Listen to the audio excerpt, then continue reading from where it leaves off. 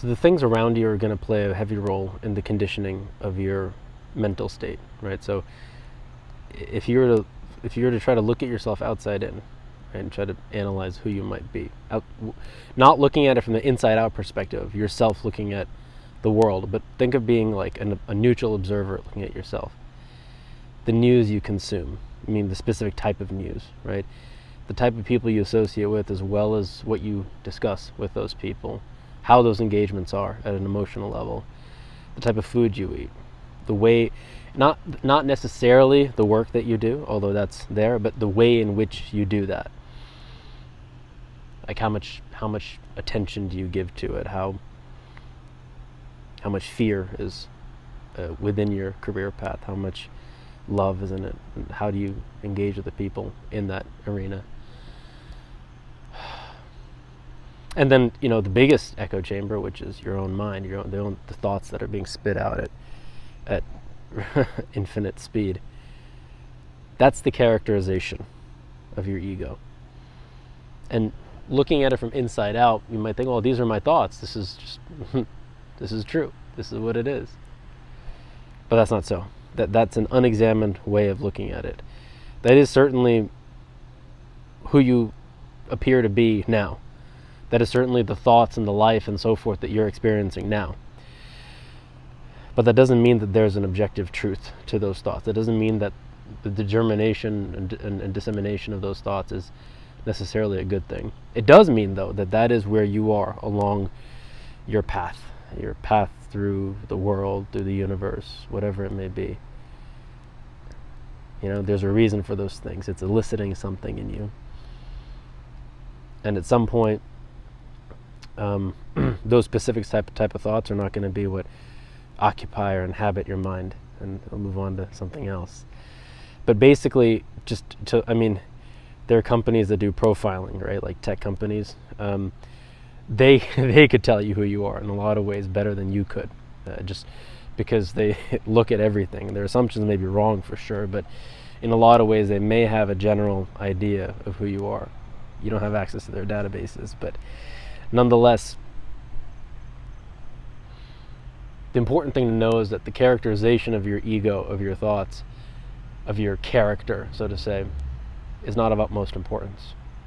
What is of utmost importance is the awareness that you have within every minute and every second of your life.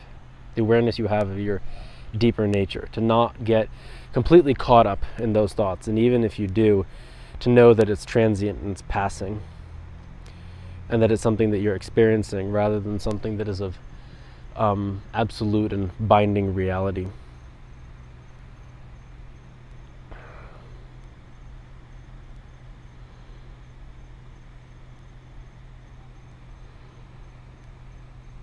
The awareness will indubitably bring more dynamic solutions to your life. It'll populate more elevated thoughts, more true thoughts, more self-honesty can arise within the awareness.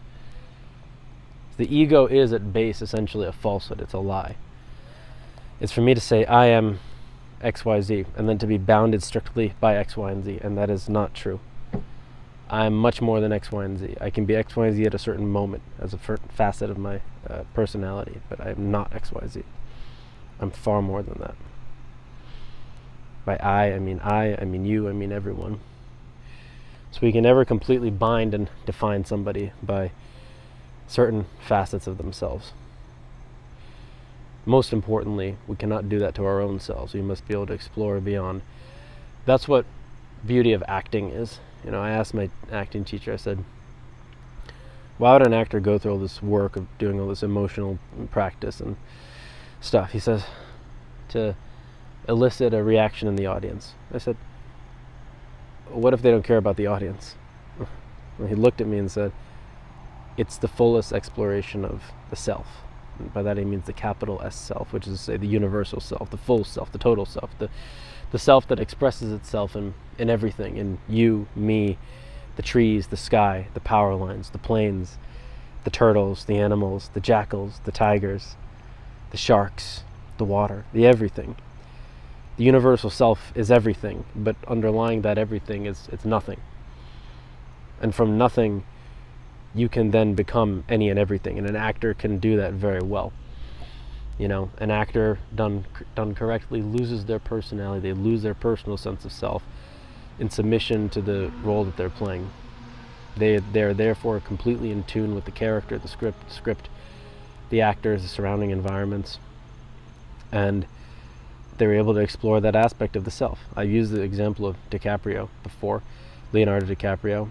In The Departed, he played this like street rat bum, right? Completely desperate, anxious, frenetic, all that, right? In another movie, The Aviator, he played Howard Hughes, the richest man in the world, the plane guy. Complete opposite, although similarly a little bit crazy, right? He's played all sorts of characters, right?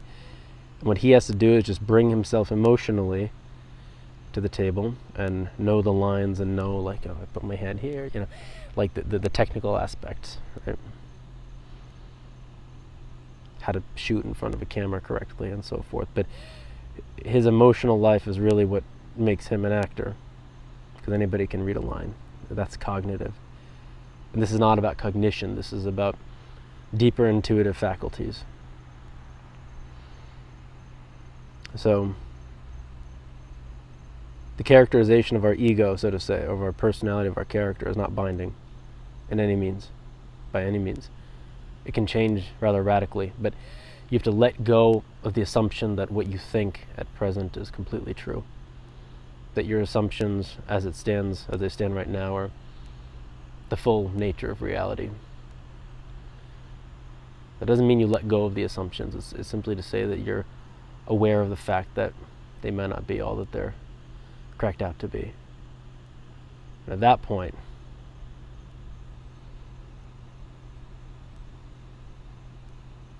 a lot of other things can come in, which are a lot better and more heightened, happiness-inducing and elevating.